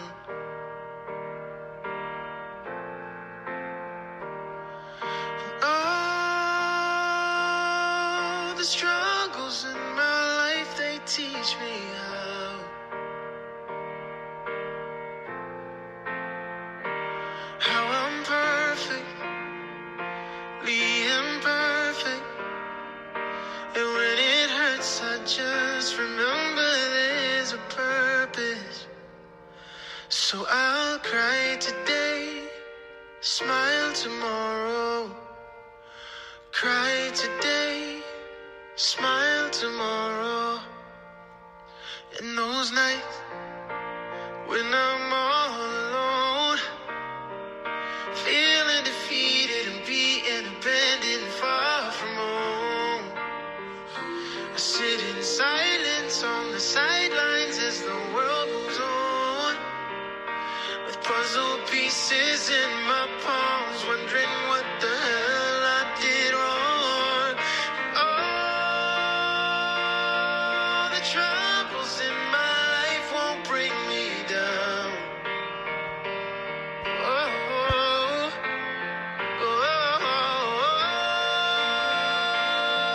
the struggles in my life, they teach me how. Teach me how I'm perfectly imperfect. And when it hurts, I just remember there's a purpose. So I'll cry today, smile tomorrow. Cry today and smile for all of those walls I've broken through, all those times I couldn't choose, the cards on the table, the facts and the fables. Smile for all the ones who hold me up when the weight is just too much and I can't bear it on my own, even when I know that all the troubles in my life won't bring me down. And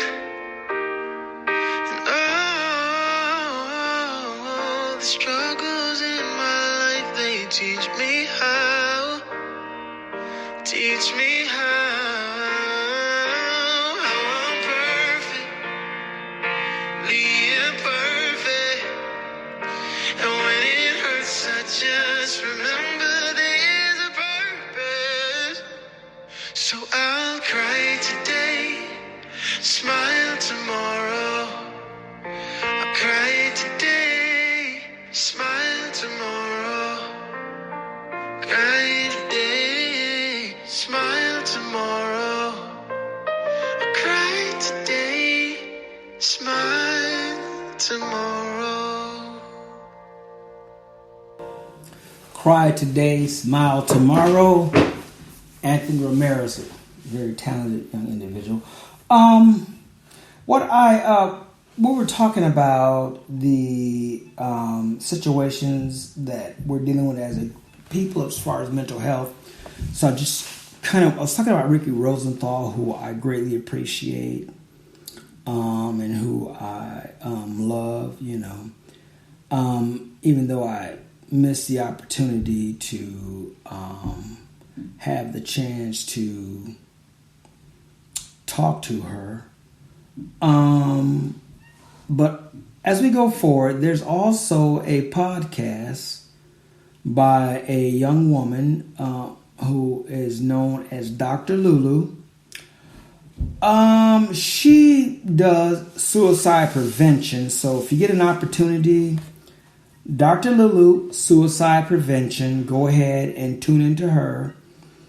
And she does deal with suicide prevention, especially among young people, in detail. So that's something I just wanted to mention to you. Also, Higher Ground Mental Wholeness Center is coming soon. It is a one-of-a-kind mental health clinic. We deal mainly with African American or African trauma within the diaspora or United States. And so we want you to be aware that the therapy and techniques that we use to address your mental concerns, or mental illness concerns, are based on our history and our trauma as a people. And we want to explain that to you. And then again, we also look at the impact of slavery upon African Americans as a people, as a group of people in this country, and we explored that in detail. If you need more information about post-traumatic slave syndrome, Dr. Joy DeGruy has a book she wrote, and it's titled Post-Traumatic Slave Syndrome. And in the book, you will learn the effects. You will look at the continuing effects of post-traumatic slave syndrome. Dr. Alvin Poisson has also written a book and entitled Laying My Burdens Down, where he deals with suicide among African Americans and the increase of it. And he also identifies the root cause as post-traumatic slave syndrome. So those are available to you.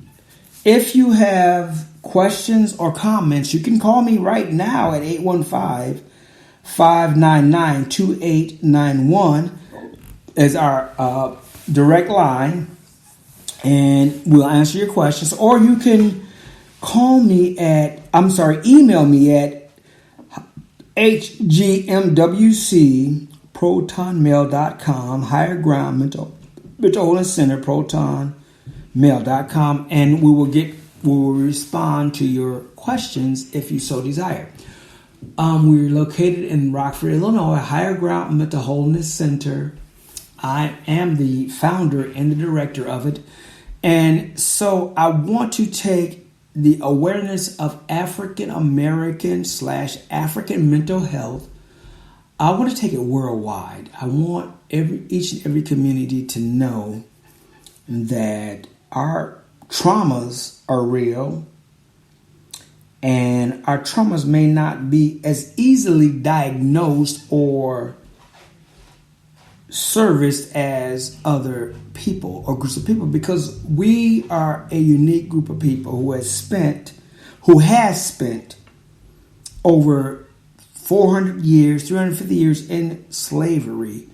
And I don't want you to think when I use the term slavery that I'm using it as a general term for slavery. We endured American chattel slavery, which is far worse. We were stripped of our languages, stripped of our heritage, of our culture, of our name.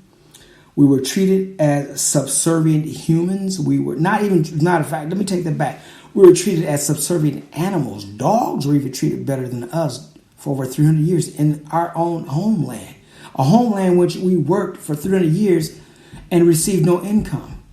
Tax-free, no income service is what we provided to build this country. And even after we labored, were raped, beaten, molested, our children were used as alligator bait.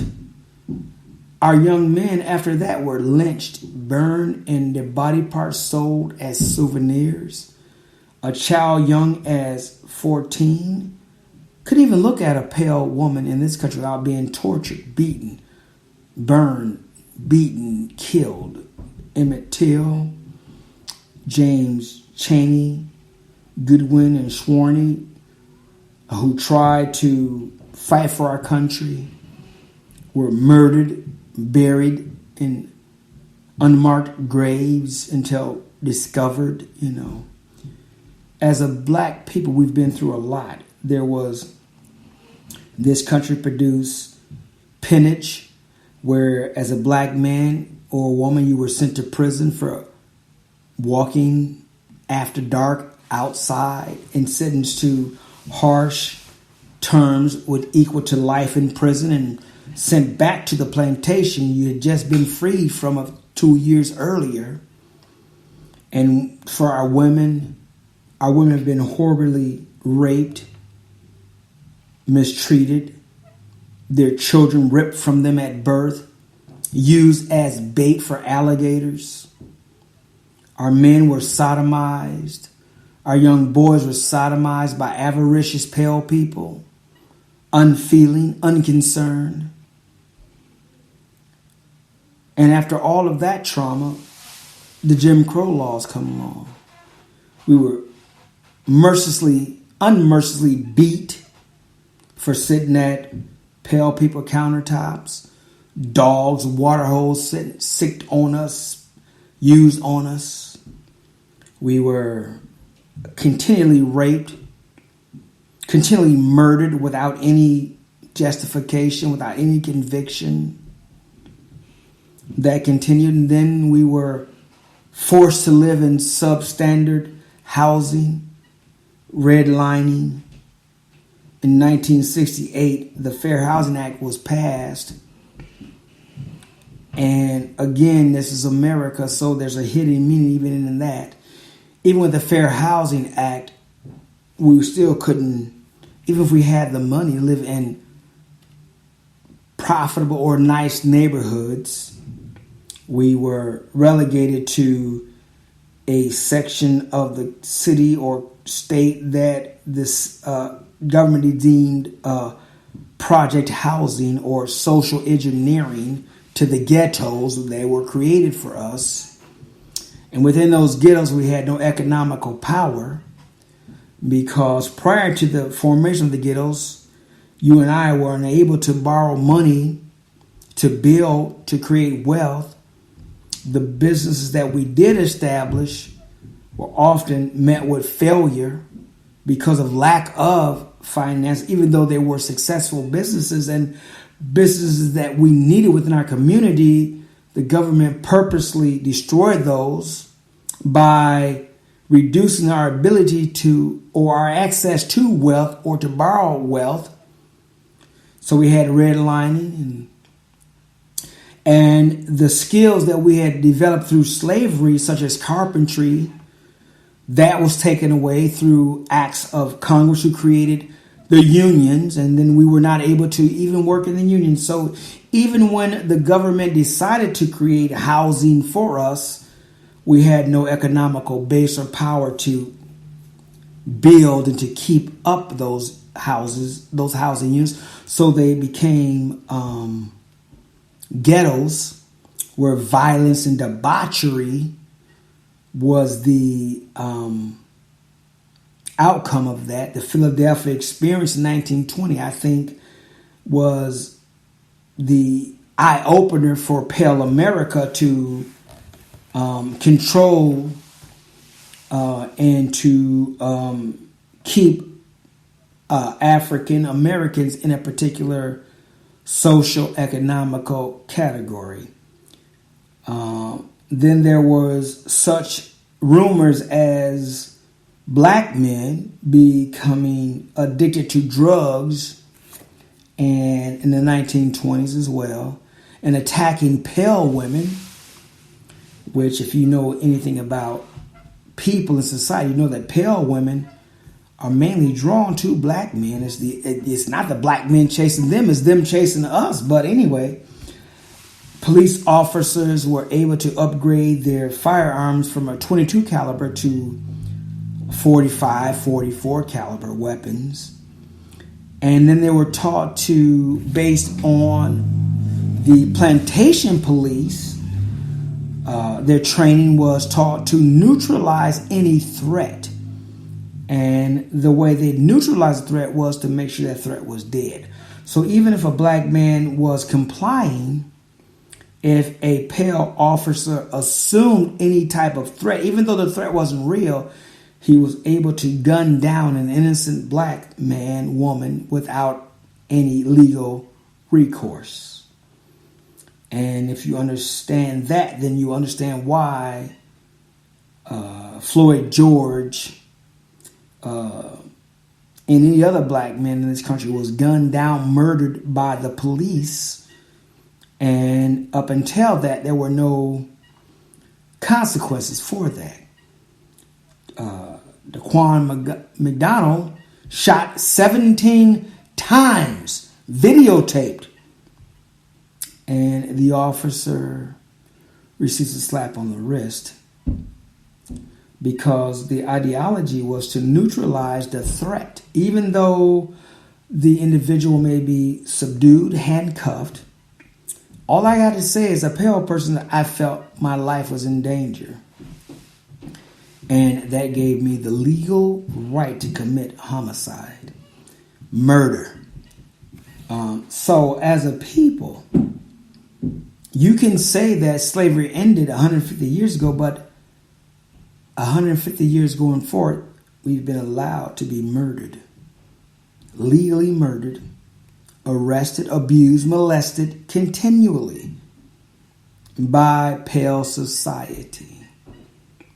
Pale society has treated us, black people, as if there's no value to our lives, as if we don't feel.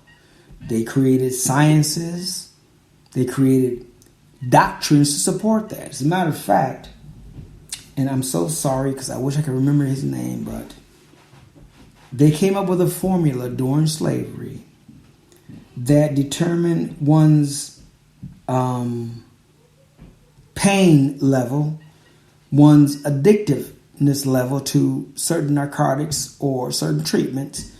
And they determined that black people are highly addictive to drugs, certain drugs, and that we have a higher tolerance of pain. So they proceeded, because we didn't have our own medical facilities, they proceeded, and we don't have our own medical facilities yet today.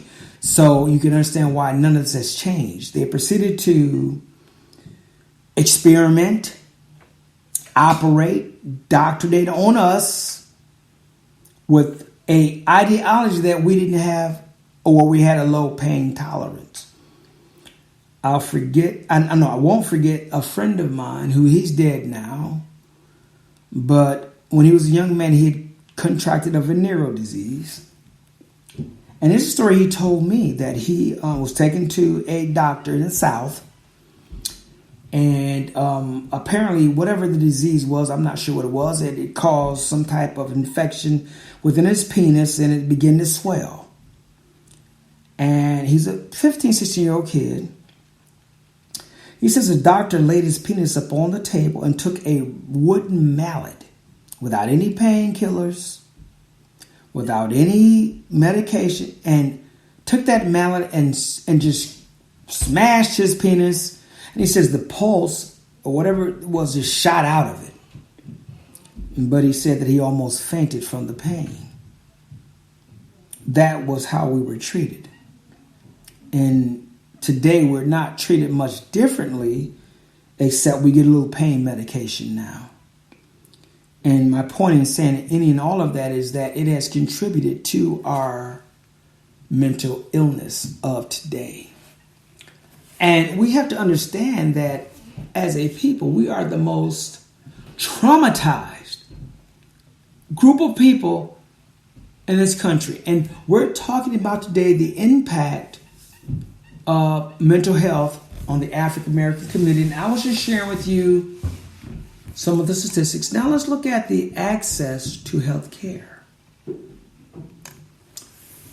Again, we are 11 to 14% of the population. We only have a 0.5% access to health care in this country. While we look at the pale people have 18.6% access to mental health. And this is why I stand and say today that we are the most grossly underserved group of people in this country when it comes to mental health. Hispanics is at 8.7%. We're at 0.5%, which means that out of 11 to 40% population, 1 out of every million may be successfully serviced for a mental health issue in this country today as a black person. Sad to say it, but it's the facts that most black men, I'm going to say most black men receive their first mental health assessment as prisoners. They receive it that one time, and after that, they never receive it again. Once they're released and put in the system, they're just stuck in that system until then. They never receive it again. And you may think that that's unimaginable and maybe far-fetched, but sorry, it's not. It's what's really happening to us. Mental health and the impact that it has on the African American community. We have major depressive episodes. How often do we receive treatment for that? 0.9%. How often do other people receive help for major depressive disorders? Pale people, 68.5%. Hispanics, 61.2%. So when you look at the Hispanic and the pale people's populations of treatment, you got to understand that more than half of them are receiving some type of mental health treatment. But when you look at the African Americans population for treatment, you got to understand that 9 in a million out of 11 to 14%, 22 to 24 million people out of 22 to 24 million people in this country, 90 of them may receive some type of treatment for a major depressive episode. And when we say major depressive, we're talking about psychotic. We're talking about suicidal. We're talking about homicidal episodes. Only 9 out of a million will receive treatment. But we are the most emotionally, psychologically damaged people in this country, not in the world, just in America. Because what you see happening to us, it's not happening in Africa. They don't have these trauma rates in Africa. They have them only here in America and in Brazil. Other than that, these incidents don't exist. And it's only because of slavery that has happened to us. Post-traumatic slave syndrome. And if we don't begin to grapple and deal with post-traumatic slave syndrome, then we are going to psychologically self-destruct. This is Higher Ground Radio. I'm your host, Ervin Wainwright. And I want you to understand, and I want you to begin to seek out mental health if you're in trouble. Even though we don't have our own crisis health line, I do want to say this. Some help is better than no help. So if you're in crisis, call the National Suicide Prevention Lifeline at 1-800-273-8255, or you can text them at EMM to 741741, or you can contact the Substance Abuse Mental Health Services disaster distress line at 1-800-985-5990, or you can contact Higher Ground Mental Wholeness Center at 779-513-1847 to text or to talk with a trained crisis counselor. And I'd love for you to call me. I'm waiting for your calls. Higher Ground Mental Wholeness Center, located in Rockford, Illinois. We want you to know that we're here and we are available. If you have comments or questions about my show, anytime my show is aired, you can reach and call in at 815-599-2891, or you can email me any questions to hgmwc@protonmail.com, Higher Ground Mental Wholeness Center at protonmail.com, and I will respond within the next 24 hours. If you call the hotline 779-513-8147 for Higher Ground, we will respond within 24 hours.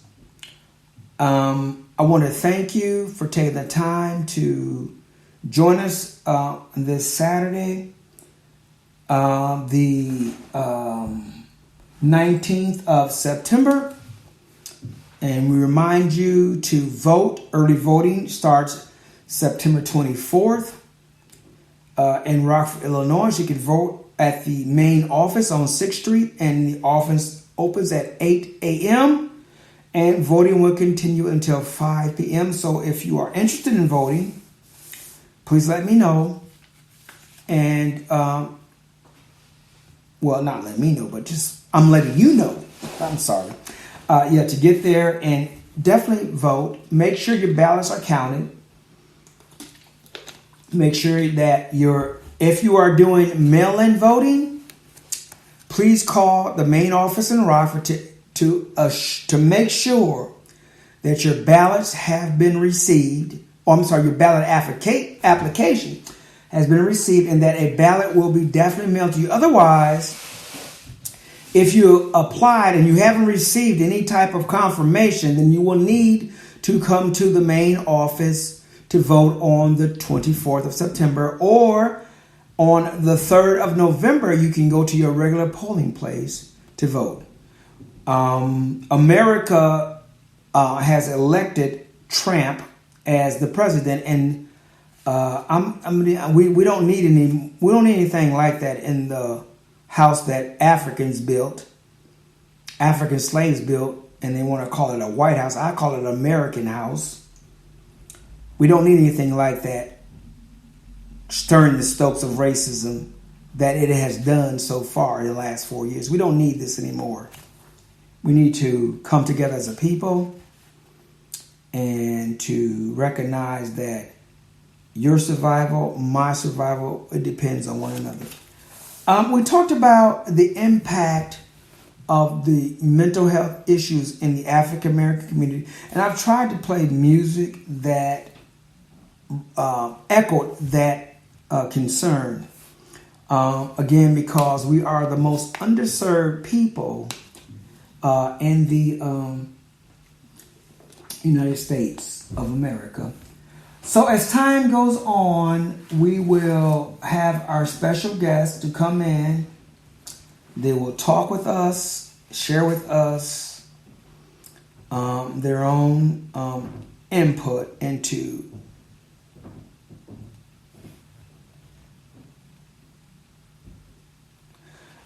our concerns. All right. Well, thank you again for tuning in to Higher Ground Radio. I'm your host, Ervin Wainwright. It's Saturday, September 9th. Our show started at 10 a.m. and we've increased the hours, so you can catch us every Saturday at 10 a.m. I want to apologize for the last 2 weeks that I was sick and wasn't able to do our show, but I'm here today. We'll be back next Saturday. Until then, enjoy and be blessed.